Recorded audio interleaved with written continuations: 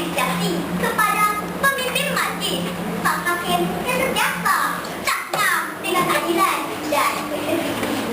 Saudara penjaga masa yang cakna dengan lanitnya, bangsa orang pendidik yang budiman, seterusnya generasi pendukung wacana wawasan negara. Assalamualaikum warahmatullahi wabarakatuh dan salam perjuangan. Itu kan. Inna salata tanha 'anil fahsya'i wal munkar. Maksudnya, sesungguhnya salat itu mencegah segala perbuatan keji dan munkar. Salat benteng maksiat. Begitulah murninya maulid pidato yang akan dihidangkan kepada warga Dewan untuk menjadi santapan kita pada pagi yang berani. Sebelum menjelmakan bicara bermana, mohon diizinkan untuk melakukan pendiri ujian terhadap maulid pidato saya, iaitu salat. Salat bermaksud perkataan perbuatan yang dimulai dengan takbir, beserta niat dan diakhiri dengan salam. Saksikan warga Dewan yang berdiksi, as-salatu iman berdiri. Salat itu yang agama wajib dikerjakan setiap muslim dan mukmin yang mengaku dirinya beriman kepada Allah Subhanahu wa taala.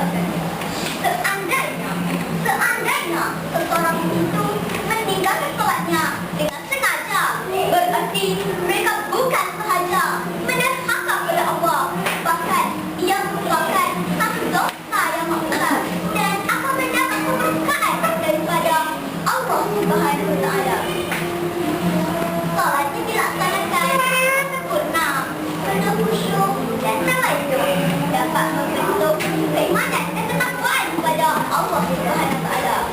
Justru itu yang akan dihindar daripada pelakuan keji dan munkar yang macam firman Allah Subhanahu wa taala yang bermaksud, sesiapa yang pelihara salatnya, maka salatnya akan menjadi cahaya, petunjuk dan jaminan sampai akhirat.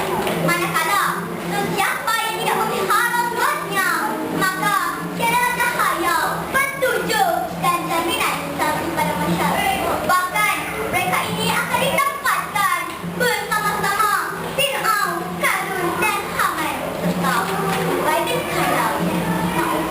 Tadi sidang Dewan yang beriman, salatnya sempurna, penuh khusyuk dan tawaduk, dapat memberi kesan yang mendalam berupa hati dan jiwa kita. Apabila hati dan jiwa kita merasa resah, gelisah dan tidak tenteram, tunaikanlah salat, insya-Allah ia akan kembali tenang. Namun harus ingat, ia perlu dilakukan dengan penuh ikhlasan dan ketakwaan kepada Allah Subhanahu wa taala. Sabda Nabi sallallahu alaihi wasallam daripada Huzaifah, katanya, apabila Rasulullah sallallahu alaihi wasallam mengalami kesulitan, baginda segera mengerjakan salat sunat 2 rakaat. Hadis riwayat Imam Ahmad dan Abu Dawud.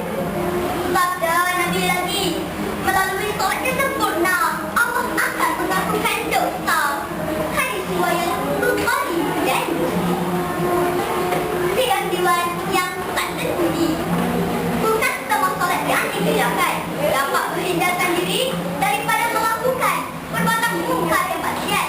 Bahkan ada juga salat yang dilakukan di belakang Rasulullah sendiri penuh dengan kepura-puraan, seperti salat Abdullah bin Ubay, seorang munafik mengaku Islam di hadapan Rasulullah.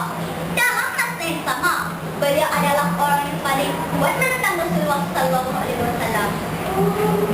Amalan salat menurut hadis sahih adalah berdasarkan tata cara melakukan salat yang telah ditunjuk oleh Nabi kita sendiri, perlu dihayati dan dipelajari agar salat kita ditolak oleh Allah Subhanahu wa taala. Hanya kerana menjadi benar, memahami benar. Dalam masa yang sama, penting untuk mencegah kemaksiatan dan kemungkaran, bukan perbuatan zahir semata-mata, akan tetapi ia berhadapan dengan hati yang khusyuk dan ikhlas, semata-mata kerana